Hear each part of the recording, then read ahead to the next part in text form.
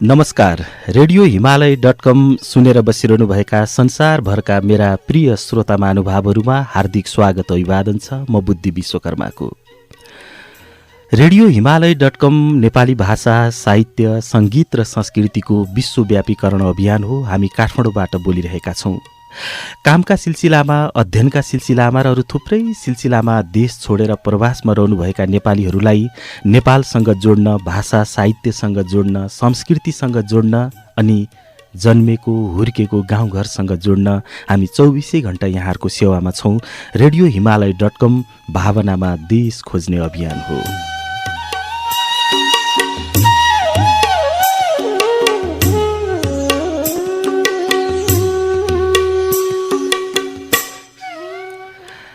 आजबाट हामीले केही पुराना मान्छेहरूलाई सम्झने अभियान सुरु गरेका छौँ। पुराना मान्छेहरूलाई सम्झनु, उनीहरूको हालखबर सोध्नु वास्तवमा हाम्रो कर्तव्य पनि हो। उसले जीवनमा समाजका लागि, वर्गका लागि, आफन्तहरूका लागि, आफ्नाहरूका लागि अनि केही परायाहरूका लागि पनि योगदान गरेको हुन्छ र जीवनको उत्तरार्धतर्फ ती योगदानहरूका बारेमा कसैले सम्झिदियोस्, कसैले बुझिदियोस् भन्ने चाहना सबैलाई हुने गर्दछ। हो, त्यही एउटा चाहनाको निरन्तरताका रूपमा आजको कार्यक्रम हामीले सुरु गरेका छौँ। ऊ कहाँ होला? वास्तवमा एक जमानामा नेपालमा निकै लोकप्रियता कमाएका मान्छेहरू, कसैले साङ्गीतिक लोकप्रियता कमाए, कसैले कलाकारितामा लोकप्रियता कमाए, कसैले सामाजिक न्यायको आन्दोलनमा लोकप्रियता कमाए। तर एकाएक ती मान्छेहरू गायब छन्, गुमनाम छन्। उनीहरू कहाँ होलान्? उनीहरू कसरी जीवन चलाउँदै होलान्? एउटा चासोको विषय बन्छ र कहिलेकाहीँ छलफलको विषय पनि बन्छ। र त्यसैको लागि हामीले यो कार्यक्रम सुरुवात गरेका हौँ। आजको कार्यक्रममा नेपालमा सामाजिक न्याय र समानताको आन्दोलनमा अग्रपङ्क्तिमा रहेर काम गर्ने डीबी सागर विश्वकर्मा नेपाली समाजबाट, खास गरी नेपालको भूगोलबाट हराएको 17 वर्ष भइसक्यो। ऊ कहाँ होला? आजको कार्यक्रममा हामी खोज्दैछौँ। पाल्पाको तानसेनबाट पश्चिमतिर कसिएर 2 घण्टा हिँड्ने हो भने लघुवा गाउँ पुगिन्छ। त्यही गाउँमा डीबी सागर विश्वकर्माको जन्म भएको हो 2029 सालमा। रोलक्रमका अनुसार माइलो छोराका रूपमा जन्मिएका डीबी सागर विश्वकर्मालाई गाउँमा माया गरेर सबैले दिलु भनेर बोलाउँथे। माइलो हुनुको अर्थ अलिकति टाँठो हुनु, अलिकति बाठो हुनु र अलिकति चतुर हुनु पनि हो हाम्रो समाजको बुझाइमा। गाउँमा पढ्दै गर्दा ती गाउँका धेरै व्यक्तिहरू इन्डियाबाट चमेलीको तेल लगाएर, सुकिलो लुगा लगाएर, टल्किने जुत्ता लगाएर, कोहीले त काँडमा टेप्रिकड बोकेर बजाउँदै आउँदाखेरि उनलाई पनि लाहुर जान मन लाग्थ्यो।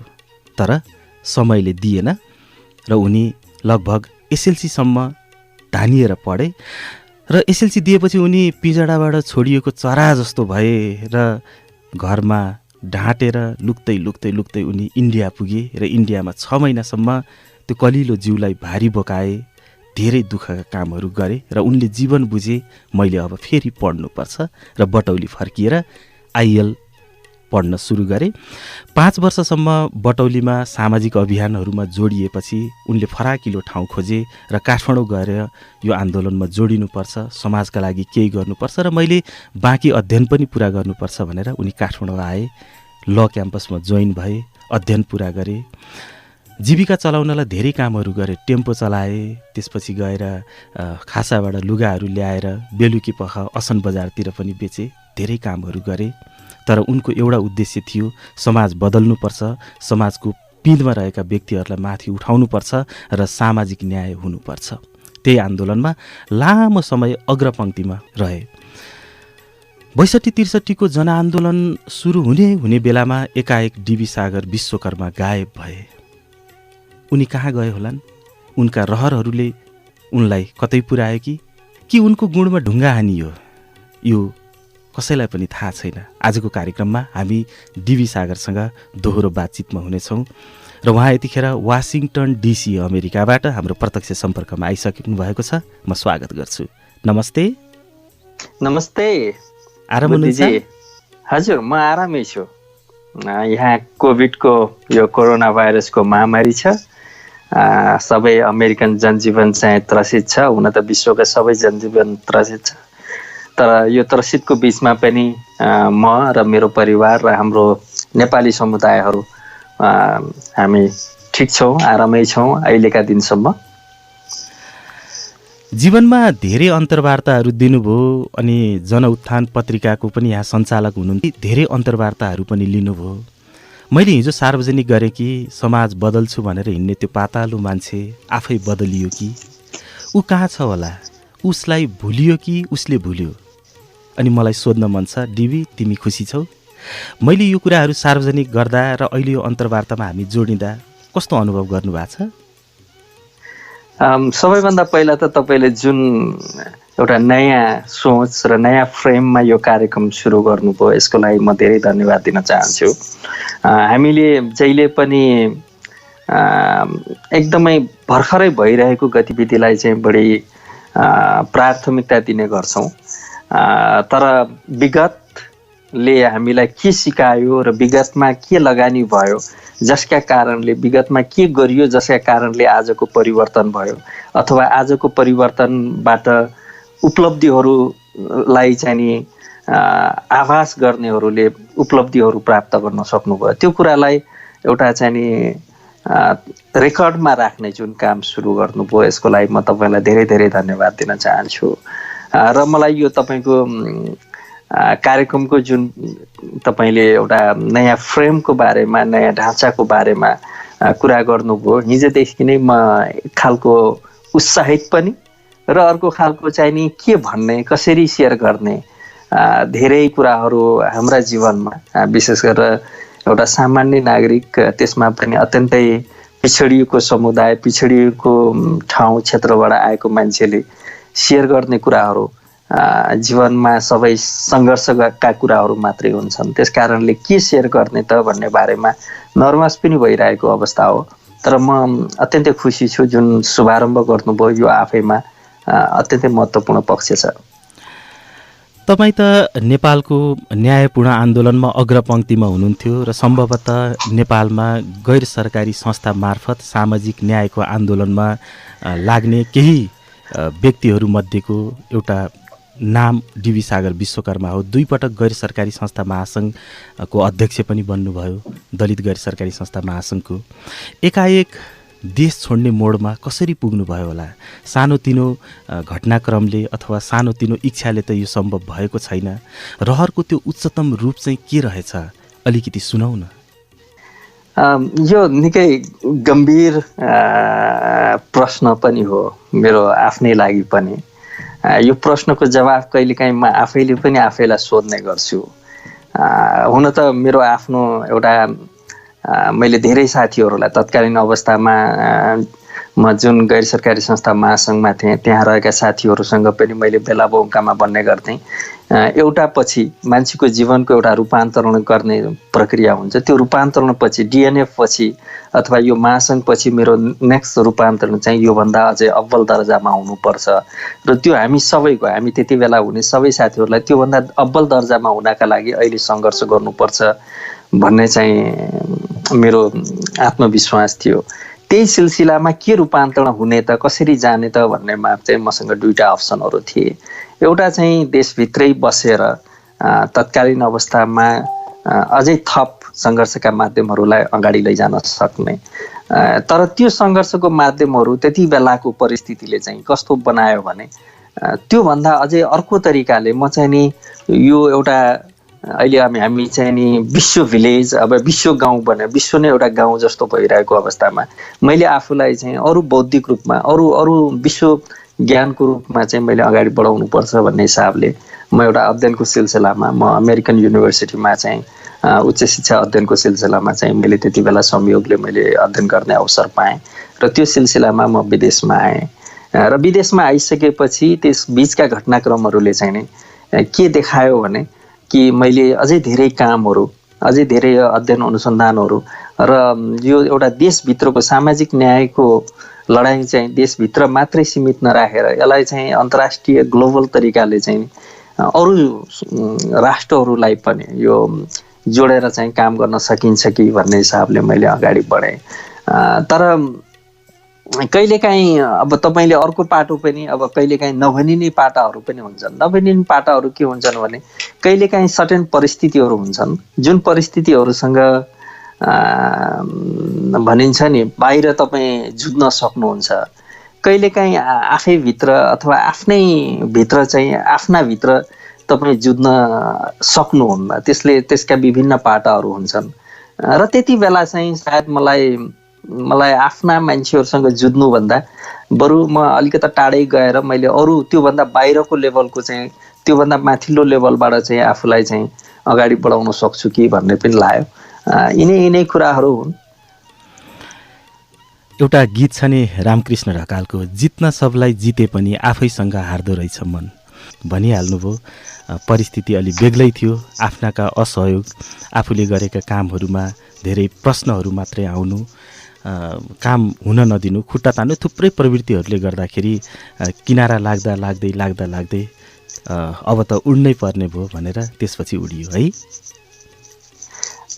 यसरी म चाहिँ त्यसलाई यसरी हेर्छु। म चाहिँ एउटा चाहिँ त मुभमेन्टको ओभरअल पर्सपेक्टिभमा त अब यो तान्ने गर्ने एकले अर्कालाई चाहिँ नि अगाडि बढ्न नदिने यो नेपाली कल्चरै हो। तर मेरो चाहिँ के छ भने मैले भनिहालेँ अब एकदमै यसलाई चाहिँ न्यारोमा चाहिँ जानुभन्दा पनि कहिलेकाहीँ तपाईँ लडिरहँदाखेरि अब सामाजिक न्यायको लागि तपाईँ हामीले भन्दाखेरि त्यति बेला पनि र अहिले पनि 40,000-50,000 हजार लाख मान्छेको न्यायको लागि होइन तपाईँको एथनिक जनजाति मधेसी दलित यो माइनोरिटी समुदायहरूको अल्पसङ्ख्यकहरूको अधिकारको लागि लडिरहँदाखेरि त्यो बिचमा एकाएक कस्तो भयो भने एउटा परिस्थितिमा म अगाडि लडिरहेको उसमा कहिलेकाहीँ चाहिँ अलिकता नजिकका मान्छेहरू जो चाहिँ जसलाई तपाईँले के सोच्नुहुन्छ भने यी मान्छे त मेरा हुन् अथवा यी चाहिँ नि मेरा आफ्ना हुन्, मलाई केही भयो भने यी आफ्ना मान्छेहरूले त मलाई हात थाम्छन् भन्ने बेलामा ती आफ्नाहरू नै तपाईँको पराईको चाहिँ नि साथमा विपरीत मोर्चामा गएर खडा भएर तपाईँलाई चाहिँ नि ढलाउन लाग्यो भने के हुन्छ त कि ती आफ्नाहरूलाई पनि तपाईँ लड्न पर्यो। त्यसै गरी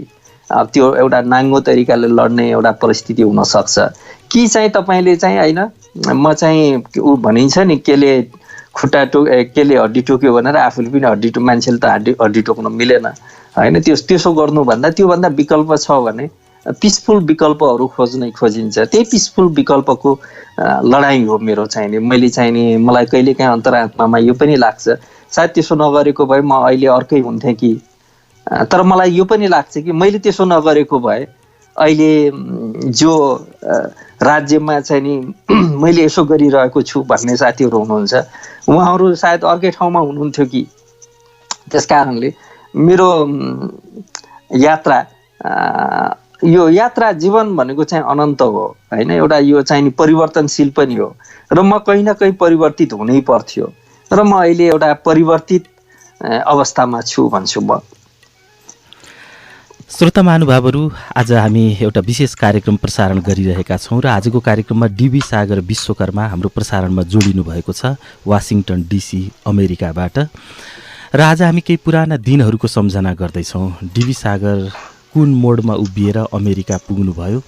अमेरिका पुग्नु एउटा सपना थियो, एउटा अध्ययनको सिलसिलामा पुग्नु भएको थियो, तर नेपाल किन फर्किनु भएन भन्ने एउटा चासो चाहिँ हामीसँग सधैँ रहिरहेको छ र आज त्यही विषयमा कुराकानी गर्नका निम्ति उहाँलाई मैले कार्यक्रममा जोडेको छु। एउटा गीत छ, पातलाई कोपिलाको रहर, कोपिलालाई फुलको, फुललाई मालाको रहर, मालालाई मायाको।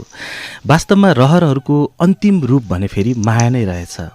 माया सुरुमा पनि थियो, त्योलाई नबुझेर हामी रहरहरू गर्छौँ र फेरि अन्तिममा हामीलाई फेरि माया नै चाहिँदो रहेछ। अहिले तपाईँलाई पनि त्यस्तो लाग्छ?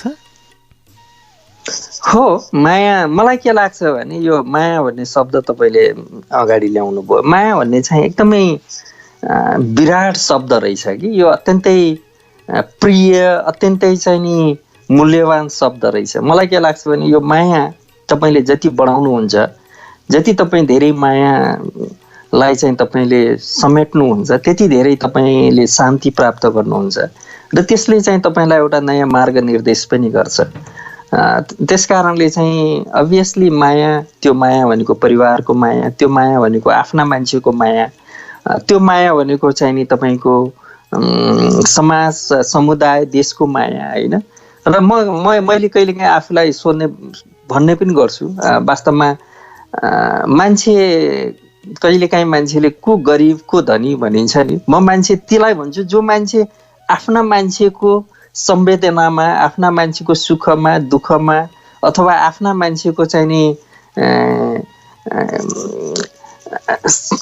तपाईँको मायामा उसले आफूलाई चाहिँ नि समेट्न सक्दैन भने ती मान्छेहरू चाहिँ वास्तवमै समाजका लागि पनि, व्यक्तिका लागि पनि, परिवारका लागि पनि र देशका लागि पनि गरिब मान्छे हुन् भन्छु कि ती मान्छेहरूले उदारता त देखाउन सक्लान्, ती मान्छेहरूले तपाईँको चाहिँ नि आदर्शका कुरा त गर्न सक्लान्, तर जीवनमा जसले आफैले आदर्शको पालना गर्न सक्दैन ती मान्छेहरूले समाजलाई चाहिँ भ्रम छर्छन् भन्ने लाग्छ। र नेपालको अहिलेको कन्टेक्स्टमा तपाईँले हेर्नुभयो भने त्यस्ता खालका भ्रम छर्ने चाहिँ नि महामानवहरू चाहिँ धेरै देख्छु मैले चाहिँ, जसले आफूले कहीँ कसैको आफ्ना मान्छेलाई जसले माया देखाउन सक्दैन त्यसले पराईका लागि के माया देखाउँछ, त्यसले भ्रम छर्ने बाहेक अरू केही गर्छ जस्तै लाग्दैन मलाई। अहिले तपाईँसँग के छैन? मसँग त्यो धेरै ठुलो कुरा सोध्नुभयो। मसँग वास्तवमा मैले भने जस्तो सायद खुसी छैन होला। म अहिले पनि मेरो घर परिवारमा पनि कहिलेकाहीँ हामी छलफल गर्दाखेरि मेरो चाहिँ नि मनमा कहीँ न कहीँ एक खालको द्वन्द्व, एक खालको चाहिँ नि तपाईँले अघि नै सोधेको प्रश्नको जवाफ चाहिँ मैले अहिले पनि पाउन सकेको छैन। त्यो कारण म आफैलाई थाहा छ। त्यो कारण किनभने मैले जसरी मैले मेरो समाजलाई, मेरो देशलाई, मेरो इष्टमित्रलाई अथवा मैले जे दिन सक्छु त्यो म अहिले अझै मैले पर्याप्त दिन सकेको छैन। सायद त्यो समय आएको छैन होला र मैले दिन सकेको छैन। तर त्यसैले गर्दा म भने जतिको खुसी छैन। मलाई कहीँ न कहीँ केही न केही कुराको चाहिँ अभाव मलाई अहिले पनि खड्किरहन्छ। म त्यो अभावमा छटपटाइरहेको पनि हुन्छु म धेरैचोटि र असन्तुष्टि पनि बनाए हुन्छु म। त्यसले गर्दा सुख र खुसीमा के फरक रहेछ तपाईँको परिभाषामा अलिकति सुनाउ न। सुख हेर्नुहोस्, सङ्घर्षलाई तपाईँले चाहिँ नि सकारात्मक रूपमा लिनुभयो भने त्यो एउटा सुख हो। मैले चाहिँ मलाई लाग्छ म जति बेला नेपालमा थिएँ र त्यो नेपालबाट म परदेशमा आएँ एउटा अध्ययनको एउटा विद्यार्थीको रूपमा, र परदेशमा आइसकेपछि जब मैले चाहिँ यही नै अलिकता लामो यात्रा, परदेशको यात्रा अगाडि बढाउने सोचेपछि म एक खालको आफ्नो जीवनलाई जुन तपाईँले मेरो परिचयमै दिनुभयो काठमाडौँको यात्रा, जसरी मैले त्यहाँ एउटा सामान्य जीवन, एउटा सामान्य व्यक्तिको चाहिँ नि सङ्घर्षबाट मैले आफूलाई अगाडि बढाएँ, त्यस्तै सामान्य जीवनबाट मैले फेरि अमेरिकामा अर्को 10 वर्ष मैले रात दिन एउटा सङ्घर्ष गरेँ। त्यस कारणले त्यो सङ्घर्षबाट म अहिले जहाँ छु अथवा म हिजो जहाँ थिएँ नेपालमा हुँदा पनि त्यो उपलब्धिलाई चाहिँ मैले एउटा खुसीको अथवा त्यसलाई चाहिँ मैले चाहिँ सुखको क्षण मान्छु हैन। तर सुख चाहिँ के हो भने सुख चाहिँ जहिले पनि भनिन्छ नि सुख चाहिँ 2 दिनको जस्तो हो, दुःख अथवा सङ्घर्ष चाहिँ जीवन्त हो। तपाईँ आफूलाई जीवन्त राख्न चाहनुहुन्छ भने सङ्घर्षशील हुनुपर्छ। सुख तब भेटिन्छ जब तपाईँले चाहिँ के एउटा निश्चित कुराहरूको चाहिँ नि आफूलाई चाहिँ निश्चित आकारमा आफूलाई ढाल्न सक्नुहुन्छ। त्यो चाहिँ मेरो सायद अझै म अहिले पनि सङ्घर्ष गरिरहेको छु हैन। अझै अहिले त जन्म परदेशमा छु। मैले अघि नै भने मेरा धेरै कुराहरू छन् जुन मैले आफ्नो देशलाई, आफ्नो कम्युनिटीलाई, आफ्नो समुदायलाई दिन सकेको छैन, जसले मलाई असन्तुष्टि बनाइरहन्छ, जसले मलाई एक खालको चाहिँ नि म भित्र एउटा विद्रोहपन ल्याइरहन्छ। त्यस कारणले म सङ्घर्षशील छु, म सङ्घर्षमै छु। म सुखको त्यो अरू तपाईँले भने जस्तो अरू बाह्य त्यसको परिभाषामा चाहिँ मैले सायद आफूलाई समेट्न सकेको छैन। अब कहिलेकाहीँ मान्छेले कसरी हेर्छ भने तपाईँको भौतिक पूर्वाधारलाई चाहिँ भौतिक स्वरूप तपाईँसँग जे छ त्यसलाई चाहिँ नि सुख मान्न सक्छ। अब त्यो हिसाबले हेर्ने हो भने गाडी, घर हैन, बङ्गलो, अब यी कुराहरूलाई चाहिँ हामीले सुख मान्यौँ, ती चाहिँ क्षणिक सुख त्यसलाई ती सुख भन्दा नि ती सुखका एउटा साधन, ती चाहिँ जीवनका सङ्घर्षका तपाईँको आफ्नो चाहिँ नि जीवन यात्राका चाहिँ साधनहरू हुन्। त्यो साध्य होइन जस्तो लाग्छ मलाई। श्रोता महानुभावहरू, हामी डीबी सागर विश्वकर्मासँग यो दोहोरो बातचितमा छौँ र आज धेरै वर्षपछि डीबी सागरका मनभित्रका केही कुराहरू सुन्न मन लाग्यो हामीलाई पनि र उहाँलाई पनि धेरै कुराहरू सुनाउन मन छ। एउटा गीत छ, लौसु न म भन्छु मेरो राम कहानी, त्यो एक दिनको घाम 100औं दिनको पानी। वास्तवमा एक दिनको घाम सम्झिएर 100औं दिनको पानी खप्नु र त्यो घाम सम्झिएर खुसी हुनु सायद नै जीवन होला। डीबी सागरका मनभित्र पनि धेरै कुराहरू छन्, धेरै अन्तर्वार्ताहरू दिनुभएको छ। जहिले पनि समाजको कुरा, वर्गको कुरा, कार्यक्रमको कुरा, आन्दोलनको कुरा, कहिलेकाहीँ त उसको मनभित्रको कुरा पनि कसैले सोधिदियो हुन्थ्यो जस्तो लाग्छ होला नि। आँसु त हामीभित्र छ, कहिलेकाहीँ बाहिर निकाल्न मन लाग्छ नि, त्यो परिस्थिति मान्छेले खोजिरहेको हुन्छ। तपाईँलाई चाहिँ के लाग्छ, वास्तवमा यस्ता कुराहरू भन्न मन लाग्छ अथवा कस्तो लाग्छ? अब कतिपय यस्तो हुन्छ बुद्धिजी, कतिपय कुराहरूलाई कसरी व्यक्त गर्ने भन्ने हुँदो रहेछ हैन। र व्यक्त गर्ने पनि मैले अघि नै भने नि, मैले चाहिँ म जीवन र यो समाजको अन्यायका विरुद्ध लड्छु भनेर एउटा जीवनको चाहिँ महत्त्वपूर्ण समय कालखण्ड तपाईँको चाहिँ मलाई लाग्छ मैले आफ्नो जीवनको अत्यन्तै उर्वराभर चाहिँ नि अत्यन्तै शक्तिवान, अत्यन्तै चाहिँ नि सशक्त समय चाहिँ मैले यो समाज परिवर्तनको आन्दोलनमा चाहिँ नि अथवा त्यसमा रूपान्तरणमा मैले आफूलाई खर्चेँ र म अहिले पनि त्यसमा छु, म क्रियाशील छु। यसको मतलब यो होइन कि म अहिले चाहिँ त्यहाँबाट चाहिँ छोडेर म एकदमै बाहिर गएँ भन्ने होइन, म अहिले पनि छु, तर त्यसको स्वरूप परिवर्तन भएको छ। त्यसरी लाग्दा लाग्दै तपाईँले जब एकदमै नजिकको परिवेशमा सँग जुझ्नु पर्ने हुन्छ र त्यो परिवेश पनि त्यस्तो जुन परिवेशलाई तपाईँले चाहिँ आफ्नो आधार ठान्नुहुन्छ, जसलाई चाहिँ तपाईँले आफ्नो ओत अथवा जसले मलाई संरक्षण गर्छ, मलाई भोलि केही भयो भने म संरक्षित हुन्छु भन्ने सम्झनुहुन्छ, त्यहाँबाट तपाईँलाई प्रहार हुन थाल्छ। त्यो पनि बाह्य स्वार्थको लागि भने त्यहाँ चाहिँ तपाईँसँग चाहिँ के हुन्छ भने त्यससँग तपाईँ के गर्नुहुन्छ, कि तपाईँ अत्यन्तै नाङ्गो भएर त्यहाँ लाग्नुपर्ने हुन्छ, कि चाहिँ तपाईँले त्यसलाई विथ द जेन्टलनेस तपाईँले आफूलाई चाहिँ आफ्नो दायरा बढाउनु पर्ने हुन्छ। त्यस कारणले म चाहिँ के भन्छु न, हो मलाई पनि पीडा हुन्छ, मलाई अहिले पनि पीडा हुन्छ, म धेरै साथीहरूलाई भन्ने पनि गर्छु, सायद मैले यो देशभन्दा बाहिरको बसाइलाई लम्ब्याउनाले मैले गल्ती गरेँ कि भन्छु। तर मलाई धेरै साथीहरूले के भन्नुहुन्छ भने त्यसो होइन, तपाईँ देशमा बसेको भए गर्ने धेरै कुराहरू गर्थे भन्ने लाग्न सक्छ, तर अहिलेको देशको परिस्थिति यस्तो बनिसक्यो कि जुन रूपको सङ्घर्ष परिवर्तन, जुन रूपको सामाजिक रूपान्तरण को कुरा हामीले परिकल्पना गरेका थियौँ त्यो सामाजिक रूपान्तरण हुन सकेन। त्यसकारणले हामीले गर्ने कुरा चाहिँ त्यही नै सकियो भन्ने छैन। अझै विशेष गरेर त तपाईँको सामाजिक न्यायको कुरा, मानवाधिकारको कुरा, समावेशीका कुराहरू होइन, अथवा तपाईँको अल्पसङ्ख्यक समुदायको रूपान्तरणको कुरा त देशमा भएकै छैन। त्यसकारणले चाहिँ एउटा व्यवस्था परिवर्तन भयो भन्दा बित्तिकै तपाईँले चाहिँ नि देशमा सबै कुरा चेन्ज भयो भनिहाल्नु पर्ने, अथवा ती जनताले चाहिँ सुख पाए अथवा ती जनताको अभिलाषा चाहिँ परिपूर्ति भयो भन्न सक्ने अवस्था छैन। आज पनि अहिले देश लकडाउनमा हुँदाखेरि पनि धेरै जनताहरू भोकमा, अभावमा, गरिबतामा, पीडामा, उनीहरूलाई रोगले भन्दा पनि भोकले चाहिँ मारिरहेको अवस्था छ। त्यसकारणले चाहिँ तपाईँले आफूलाई चाहिँ नि अन्यथा सोच्नुपर्ने अवस्था छैन भनेर भन्नुहुन्छ। र मलाई पनि अहिले चाहिँ के फिल हुन्छ कि कहीँ न कहीँ म अब फेरि देशलाई सेवा गर्न सक्छु होला जस्तो लाग्छ। त्यसले गर्दाखेरि यस पीडा हुन्छ, दुःख लाग्छ। ती घटनाहरू, ती परिवेशहरू नसिर्जित भएको भए सायद म अर्कै अवस्थामा हुन्थेँ होला जस्तो लाग्छ। तर ती सिर्जित भएर पनि एउटा भनाइ छ नि, तपाईँलाई थाहा छ, जे हुन्छ राम्रैका लागि हुन्छ भनिन्छ नि।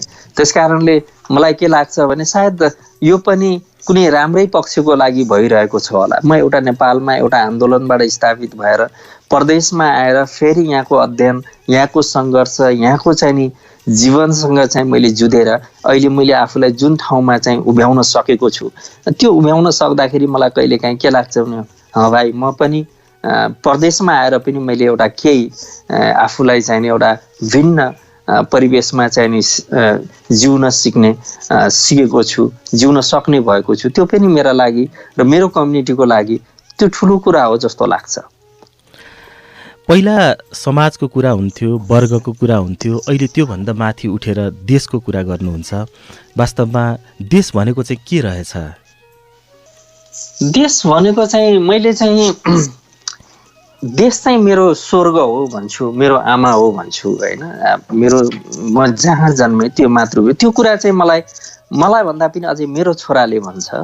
मेरो छोरा यही जन्मे। एक दिन हामीले सिलसिलामै उसलाई मैले भने त नेपालमा जानुपर्छ, नेपालमा म जन्मेको ठाउँ हो, मेरो देश हो, म नेपाल। उसले मलाई के भन्यो भने हो त्यो तेरो देश भनेको चाहिँ त जहाँ जन्मिस त्यो जन्मसँग तेरो एउटा आमा र छोराको जुन नाता छ त्यस्तै नाता हो। त्यसकारणले त्यो देश, त्यो नेपाल, त्यो भूमि, त्यसमा पनि अझै लघुवाको त्यो भन्ज्याङ डाँडो, त्यो मेरो लागि चाहिँ नि यदि कुनै चाहिँ नि तीर्थयात्राको चाहिँ नि एउटा गन्तव्य छ भने त्यो गन्तव्य मेरो हो, त्यो देश मेरो आमा हो, त्यो देश मेरो प्राण हो होइन। यद्यपि मलाई विभिन्न कारणले म त्यहाँभन्दा टाढा छु, त्यो त स्वाभाविकै। म मात्रै होइन, अहिले देशका सबै युवाहरू, सबै चाहिँ नि समुदायका व्यक्तिहरू देशभन्दा बाहिर छन्। त्यो बाहिर हुनुपर्ने उनीहरूलाई रहरले बाहिर गएको होइन, सबै देशभन्दा बाहिर छन् र देश त्यही उनीहरूले बाहिर गएकै कारणले देश चलिरहेको अवस्था छ।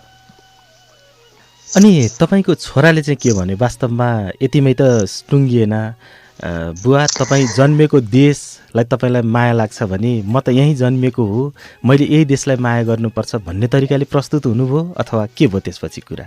हो, मेरो छोराको भनाइ त्यही नै थियो। उसले के भन्यो भने नेपाल जानुपर्छ तिमी पनि भन्दाखेरि उसको चाहिँ हो म नेपाल त जान्छु, किन नेपाल जान्छु भने त्यो मेरो चाहिँ रुट नेपाल हो, म नेपाली हुँ, म नेपाली अमेरिकामा भए पनि म नेपाली कम्युनिटीको मान्छे हो। तर देश चाहिँ जसरी तेरो लागि चाहिँ नेपाल तेरो देश हो भने मेरा लागि अमेरिका मेरो देश हो।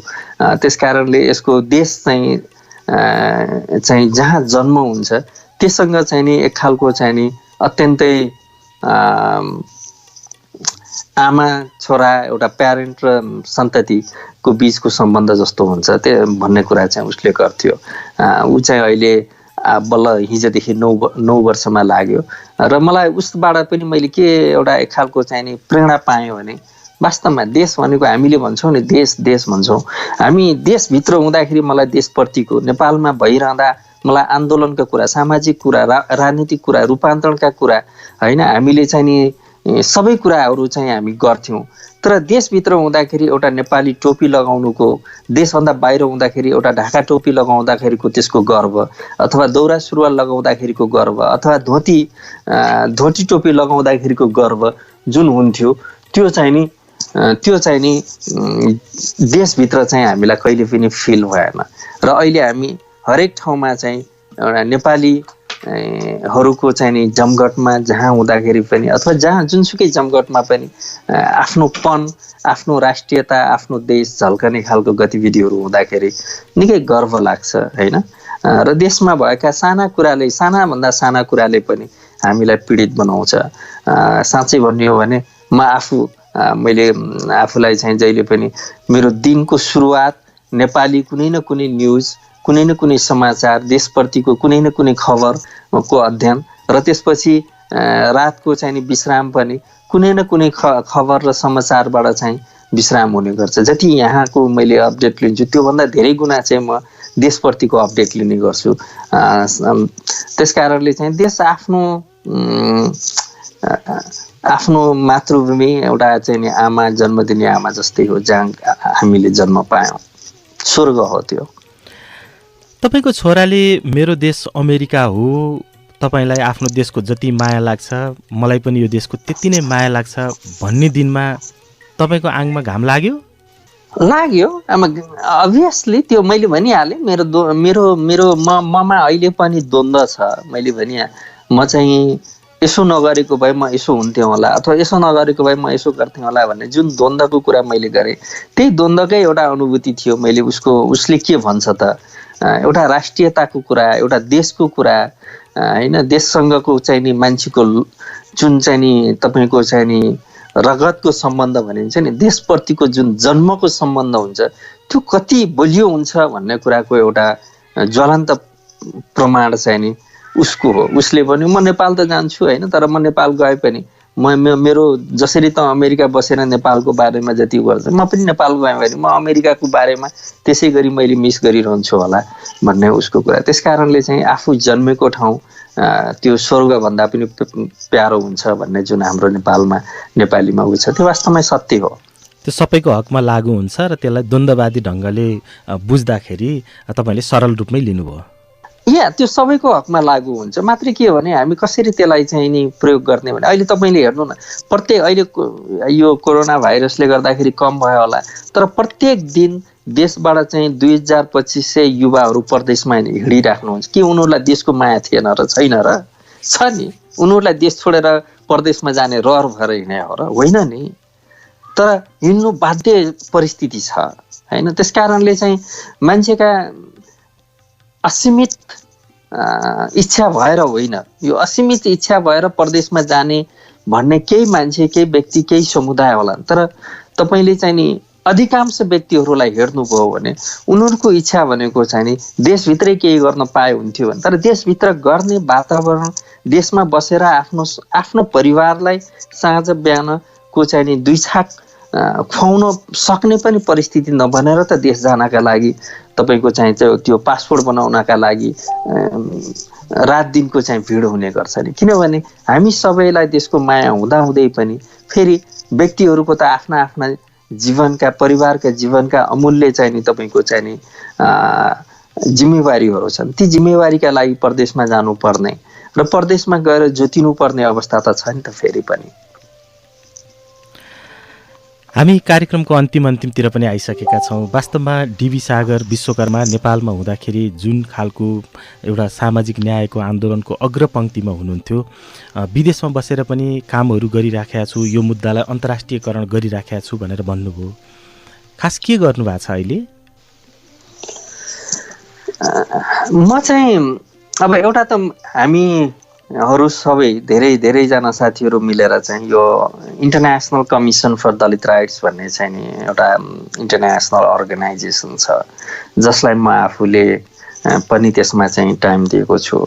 र त्यो अर्गनाइजेसन मार्फत हामीले नेपालको मात्रै कुरा नगरौँ, अहिले ग्लोबल्ली नै विश्वव्यापी रूपमा चाहिँ नि सामाजिक न्याय, समानता र विभेदका विरुद्धमा चाहिँ नि होइन अभियान चलाएका छौँ।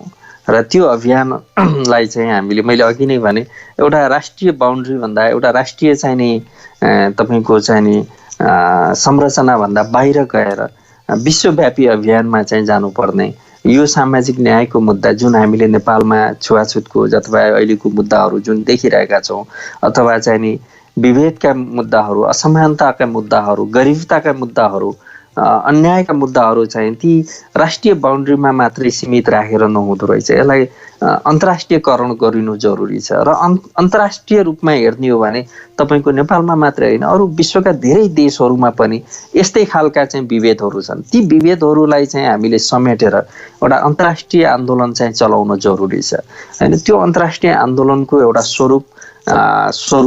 स्वरूपका रूपमा हामीले काम गरिरहेका छौँ हामीले विश्वका सकेसम्म धेरै राष्ट्रहरूमा चाहिँ हामीले आफूले सक्ने खालको चाहिँ नि संरचना मार्फत सेवा सहयोग र त्यहाँको स्थानीय आन्दोलनलाई चाहिँ अभिवृद्धिकरण गर्नमा चाहिँ नि मद्दत गरिरहेका छौँ त्यसका लागि म आफूलाई चाहिँ नि त्यो एउटा अवसरको रूपमा पनि हेरिरहेको छु जीवनको घडी उल्टो दिशामा घुमाउन मिल्ने हो भने कहाँ पुर्याउनुहुन्थ्यो भेरी गुड क्वेसन त्यस्तो भएको भए म सायद मलाई लाग्छ म चाहिँ 46-47 सालतिरको समयतिर पुर्याउन चाहन्थेँ किनभने त्यहाँदेखि नेपालको एउटा राजनैतिक रूपान्तरणको प्रक्रिया सुरु भयो तर सामाजिक रूपान्तरणको प्रक्रिया सुरु भएन हैन हुन त देशले चाहिँ ठुल्ठुलो आन्दोलनहरू सशस्त्र आन्दोलन पनि भोग्यो तर ती सबै आन्दोलनले चाहिँ नि जुन चाहिँ सामाजिक क्रान्ति गर्नु पर्थ्यो सामाजिक रूपान्तरण गर्नु पर्थ्यो त्यो रूपान्तरण राजनीतिक रूपान्तरण सँगसँगै जानु पर्थ्यो त्यो रूपान्तरण चाहिँ भएन राजनीतिक रूपान्तरण त अगाडि बढ्यो तर सामाजिक रूपान्तरण छुट्यो त्यो छुट्नुको कारण के छ भने त्यो राजनीतिक रूपमा जसले नेतृत्व गरिरहने वर्ग समुदायहरू थिए ती वर्ग समुदायहरूलाई सामाजिक क्रान्तिको जरुरी नै थिएन चाहे त्यो तपाईँको 46 सालको आन्दोलनमा भन्नुहोस् चाहे चाहिँ नि 62-63 को आन्दोलनमा भन्नुहोस् अथवा चाहिँ बीचको चाहिँ नि जनआन्दोलनमै भन्नुहोस् हो जनआन्दोलनको यो के भन्छ जनसङ्घर्षको यो माओवादी आन्दोलनको यो सशस्त्र आन्दोलनको पिरियडमा भन्नुहोस् त्यो पिरियडमा जति पनि वर्ग समुदायले यो राजनीतिक आन्दोलनको नेतृत्व गरिरहेका थिए उनीहरूले राजनीतिक आन्दोलनलाई मात्रै लिएर गए सामाजिक आन्दोलनलाई बिस्तारै छोड्दै गए सुरुमा उठाए पनि बिस्तारै छोड्दै गए र अहिले तपाईँले नेपालमा अहिले हेर्नुहुन्छ चाहे त अहिले त गर्दा गर्दै तपाईँको चाहिँ नि समावेशिताका कुरा अथवा चाहिँ नि संघीयताका कुरा अथवा चाहिँ नि तपाईँको विभिन्न वर्ग समुदायको चाहिँ नि एउटा समानुपातिक नेतृत्वको कुरा राजनीतिको कुरा र चाहिँ यी कुराहरू मानव अधिकारका कुराहरू चाहिँ अहिले हनन भइरहेको अवस्था छ अहिले भर्खरै यो हप्ता मात्रै लाग्छ नेपालको चाहिँ माननीय जस्तो मान्छेले चाहिँ नि एउटा चाहिँ नि सरकारी उसमा चाहिँ नि के गरे सरकारकोले बनाएको नगरपालिकाले बनाएको चाहिँ नि क्रिया गर्ने घरमा चाहिँ बसेर क्रिया पनि गर्न नदिने दलित समुदायका व्यक्तिहरूलाई नदिनका लागि पत्र चाहिँ नि भूमिका खेल्नु यो चाहिँ नि हाम्रो रूपान्तरण चाहिँ उल्टो दिशामा गएको छ देशको चाहिँ नि प्रगति राजनीतिक चाहिँ कस्तो भयो भने एउटा पेशेवर राजनीतिक र निश्चित वर्गका मान्छेहरूले मात्रै त्यसको राज्यको स्रोत साधनलाई चाहिँ नि उनीहरूको चाहिँ जेनेरेसन टु जेनेरेसन भनौँ न तपाईँको पुर्खा टु पुर्खा एउटा वर्गदेखि एउटा सन्तति टु दर्शनतानसम्म चाहिँ उनीहरूले त्यसलाई चाहिँ राज्यमा चाहिँ नि पकड जमाउने र त्यो स्रोत साधनमा चाहिँ नि ल्याउने जुन रूपान्तरण गरे त्यसले गर्दा मलाई के लाग्छ भने यदि मैले चाहिँ नि यदि उल्टो घुमाउन मिल्ने भए म 46-47 सालतिर जान्थेँ र त्यहाँबाट मैले राजनीतिक र सामाजिक सङ्घर्षलाई चाहिँ सामाजिक रूपान्तरणको आन्दोलनलाई चाहिँ सँगसँगै लिएर जान अभिप्रेरित गर्ने जसले गर्दा सबैलाई समानता समावेशिता हुन सक्थ्यो देशका लागि जीवनमा गुमाएका चिजहरू के छन् जुन कुराहरू साँच्चै सम्झिँदाखेरि अलि मन अमिलो हुन्छ अब आन्दोलनका क्रममा त धेरै कुराहरू छन् तर मलाई एउटै कुराले चाहिँ मलाई खड्की पनि रहन्छ त्यो कुरा मैले मेरो परिवारहरूसँग मेरो परिवारमा मैले छलफल पनि गर्छु त्यो भनेको मेरो चाहिँ बुवा जुन चाहिँ एकदमै तपाईँको अनएक्सपेक्टेड रूपमा होइन, नसोचेको रूपमा, अकल्पनीय रूपमा उहाँको जुन देहान्त भयो त्यो चाहिँ मेरो जीवनको लागि चाहिँ कहिले पनि नमेटिने र मलाई त्यसले पछुतो पनि हुन्छ कि सायद मेरो त्यति बेला मैले उहाँलाई गर्नुपर्ने सेवामा अथवा त्यो उपचारको उसमा चाहिँ मेरो भूमिका प्रभावकारी भएन कि, जसले गर्दा मैले मेरो एउटा अभिभावककेपन मैले गुमाएँ र त्यसपछि मैले जीवन त मैले गुमाइ नै हालेँ। मलाई त्यो अभिभावकत्वपन भनौँ न, एउटा बुवा गइसकेपछि बुवाको ठाउँमा अर्को कुनै एउटा अभिभावकत्व मैले कहिले पनि प्राप्त गर्न सकिनँ।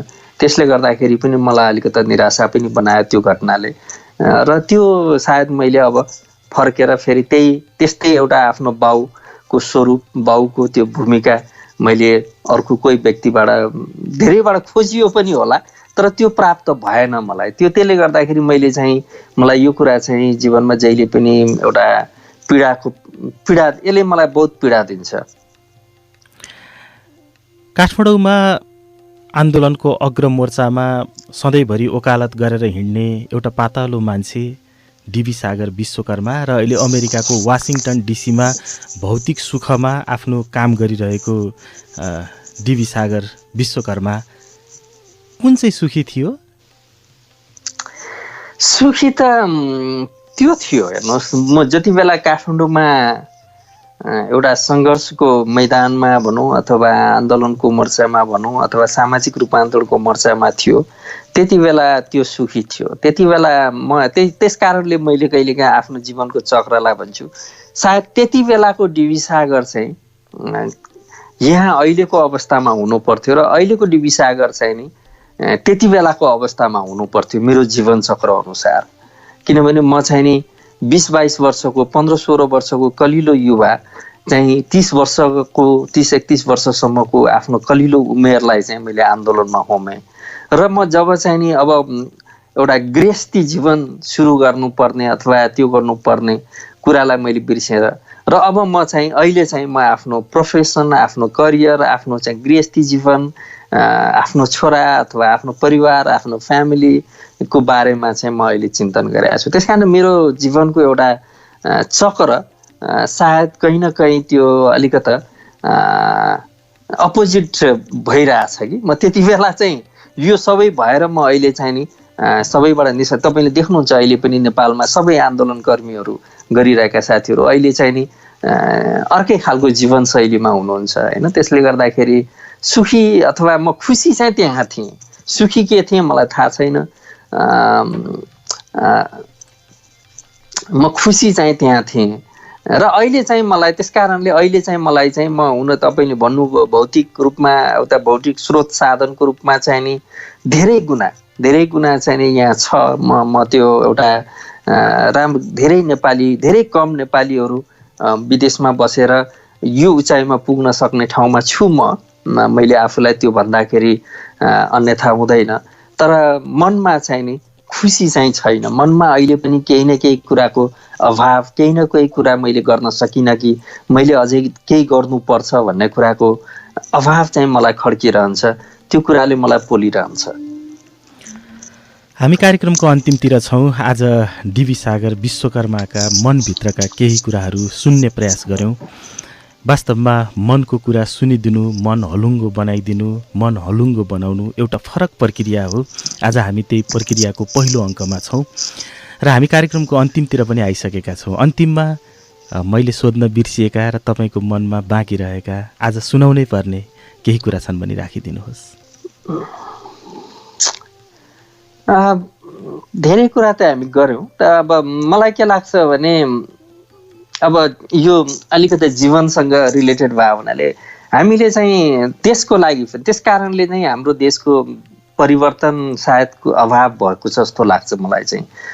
चाहे त्यो राजनीतिक होस्, चाहे व्यक्तिको जीवन होस्, चाहे सामाजिक रूपान्तरणको कुरा होस्, त्यो रूपान्तरणमा के हुन्छ भने कुनै नेतृत्व कसैले कुनै क्षेत्रमा गरिरहेको छ भने आजीवन त्यो क्षेत्रमा त्यसैले नेतृत्व गर्नुपर्छ भन्ने मानसिकता हाम्रो नेपाली समाजमा छ। चाहे त्यो राजनीतिकमा हेर्नुहोस्, चाहे सामाजिक रूपान्तरणमा हेर्नुहोस्, एक फेर कुनै संस्थाको चाहिँ नि अथवा कुनै सङ्गठनको अथवा कुनै पार्टीको नेतृत्वमा पुग्यो भने जीवन्त बाँच्दासम्म ऊ त्यो पार्टीमा त्यो रहनुपर्छ अथवा त्यो संस्थामा रहनुपर्छ, त्यो सङ्गठनमा रहनुपर्छ।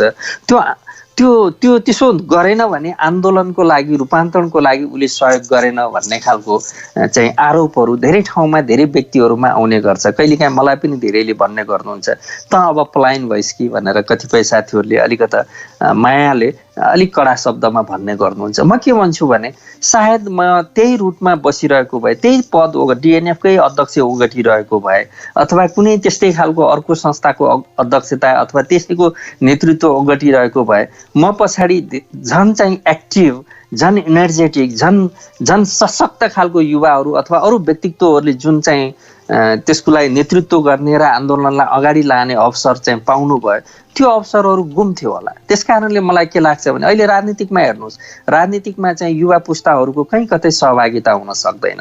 अहिले अरू आन्दोलनहरूमा पनि हेर्नुहोस्। त्यस कारणले चाहिँ आन्दोलनको रूपान्तरण र जीवनको रूपान्तरण सँगसँगै उस्तै प्रक्रिया हो। यो चाहिँ एउटा समयमा, निश्चित समयमा गएपछि परिवर्तन हुनुपर्छ। तर हामीले एउटा कुरा के बिर्सनु हुँदैन भने जस्तो म नेपालभन्दा बाहिर भए पनि म सामाजिक रूपान्तरणको आन्दोलनमा नेपालमा त्यस्तै प्रकारले हिजो जस्तो तरिकाले झोला बोकेर अथवा चप्पल लगाएर अथवा चाहिँ जुन लेभलमा म नहिँडे पनि म त्यो आन्दोलनमा फेरि सँगसँगै छु। म अहिले पनि नेपालको हरेक आन्दोलनहरूमा, हरेक सामाजिक रूपान्तरणको आन्दोलनमा मेरो आवाज त्यहाँसँगै मिसिएको छ। त्यसकारणले मैले मेरो आवाजलाई मारेको छैन, मेरो सामाजिक रूपान्तरणको गतिविधिलाई मैले रोकेको छैन। र रूपान्तरण हाम्रो समाज र देश र व्यक्ति विकासको चाहिँ नि एउटा नियमित प्रक्रिया हो र रूपान्तरित हुन सिक्नुपर्छ। मैले पनि मैले अहिले चाहिँ आफूलाई एउटा यो पाटोमा चाहिँ निकै गर्वसाथ भन्ने गर्छु कि म पनि सायद रूपान्तरित भएँ र त्यो रूपान्तरित सकारात्मक छ। सकारात्मक रूपान्तरण त्यो चाहे जुनसुकै परिस्थितिले भए पनि भएको होस्, त्यो रूपान्तरणले चाहिँ नि धेरै कुराको निकास दिने गर्छ र त्यो निकासले सकारात्मक चाहिँ नि परिणाम ल्याउँछ भन्ने मलाई लाग्छ। म यही कुरा तपाईँ मार्फत र तपाईँको यो कार्यक्रम मार्फत सबै श्रोताहरूमा चाहिँ अनुरोध गर्न चाहन्छु कि रूपान्तरित हुनु राम्रो पक्ष हो। हुन्छ, आज यो विशेष कुराकानीका लागि, समयका लागि यहाँलाई धेरै धेरै धन्यवाद छ। र सामाजिक न्यायको आन्दोलनमा जुन तरिकाले फरक ढङ्गले यहाँहरू लागिरहनु भएको छ, यहाँको नेतृत्वमा संस्था लागिरहेको छ, हाम्रो तर्फबाट शुभकामना छ। धन्यवाद बुद्धिजी, यहाँले पनि यो अवसर दिनुभयो। धेरै कुराहरू धेरै पछि कतिपय नसोचेका कुराहरू सेयर गर्ने यो मौकाका लागि तपाईँ र तपाईँको यो रेडियो हिमालय परिवारप्रति हार्दिक धन्यवाद दिन चाहन्छु, आभार व्यक्त गर्न चाहन्छु। शुभ दिन रहोस्। हवस्, धन्यवाद, नमस्ते। यतिखेर हाम्रो प्रसारणमा वासिङटन डिसीबाट डीबी सागर विश्वकर्मा प्रत्यक्ष रूपमा आएर आफ्ना जीवनका केही अनुभवहरू सुनाइदिनु भयो र वास्तवमा डीबी सागर विश्वकर्मालाई आज हामीले उहाँका केही पुराना दिनहरूको सम्झना गर्न र त्यसबाट त्यसलाई अहिलेको जीवनसँग जोडेर जीवन के रहेछ भन्ने कुराहरू बुझ्नका निम्ति डाकेका थियौँ। यहाँहरूलाई हाम्रो कार्यक्रम कस्तो लाग्यो, हाम्रो प्रसारण कस्तो हुँदैछ, इमेल लेख्नुहोला। त्यसको लागि हामीलाई इमेल लेख्ने ठेगाना रहेको छ radiohimalay14@gmail.com। र फेरि पनि अन्तिममा भन्छौँ, सबै मान्छेबाट सधैँभरि निरन्तर रूपमा त्यही कुराको अपेक्षा गर्न सकिँदैन। त्यसले गर्दा समयअनुसार उसमा आएका परिवर्तनहरूलाई पनि र हामीले आत्मसात गर्नैपर्छ। डीबी सागरको विगतको नेपालको आन्दोलनमा उहाँले दिनुभएको योगदानको सम्मान गरौँ र अहिले पनि उहाँलाई सम्झ्यौँ, यही अनुरोध गर्दै अहिलेलाई लौसु न म भन्छु मेरो राम कहानी बोलको गीत प्रसारण गर्दै म बुद्धि विश्वकर्मा पनि बिदा भएँ। हवस् त, नमस्ते। लौसु न म भन्छु मेरो राम कहानी त्यो एक दिनको घाम सयौं दिनको पानी लौ सुन म भन्छु मेरो राम कहानी